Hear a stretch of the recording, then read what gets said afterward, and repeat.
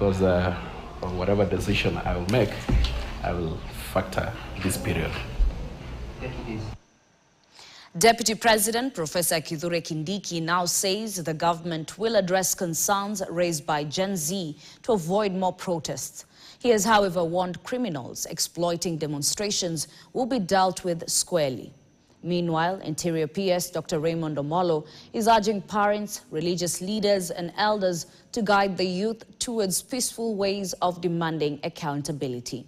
He has also warned that those behind recent violent protests and destruction of property will face individual responsibility. Our reporter Wanjiku Wanjiru with these and more stories from the counties. Deputy President Kithure Kindiki has affirmed that the government is committed to listening to the concerns of the Gen Z youth to prevent further protests. Speaking in Mataboni, Machakos County, Kindiki warned that the government will not hesitate to crack down on criminals hiding behind demonstrations, even if it risks losing popularity. He has urged Kenyans to uphold peace. We don't mind if our popularity is affected by protecting Kenya. But we cannot step back and leave this country to anarchists and those people who don't believe in the peaceful resolution of national problems.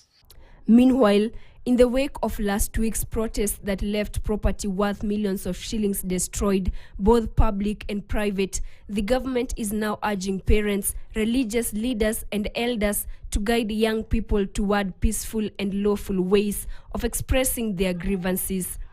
Speaking in Bomet County during the official opening of Mutarakwa and Kapletundo divisions, Interior Principal Secretary Raymond Omolo condemned the violence and warned that those responsible for destroying property will be held accountable individually. Criminals walijitokezea kuchukua advantage of what the constitution provides in terms of freedom to come and vandalize and destroy livelihoods. Be clear, and I would want to ask leaders that if you want to do politics, there is a space for politicians and there is a space for politics, but it must be in a respectful manner. Elsewhere, Felix Koskei, the head of public service, says the government plans to plant seed maize on 5,000 acres at Galana Kulalu in Kilifi County by February next year, aiming to reduce reliance on imported seeds.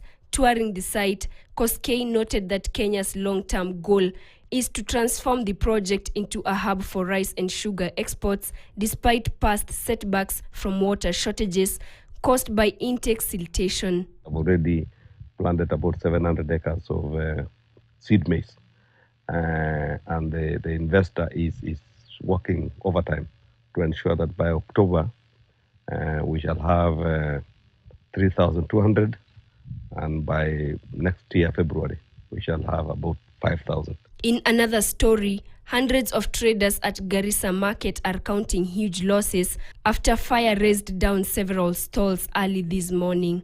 The inferno, which started at around 6 a.m., spread rapidly due to strong winds, overwhelming efforts by firefighters and residents. At least 5 people were injured and are receiving treatment at Garissa County Referral Hospital. Among those who visited the scene was the CS for Public Service, Geoffrey Ruku.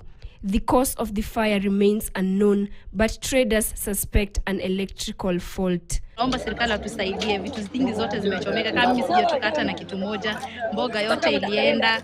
Serikali ya Kenya kupitia Mheshimiwa Rais wa Jamhuri ahakikisha ya kwamba kitu ya kwanza, wale ambao walikuwa wanapata riziki yao kutokana na hii soko wamepatiwa chakula ya kutosha, wamepatiwa bidhaa tofauti ya kushikilia familia zao. Wanjiku Wanjiru, KTN.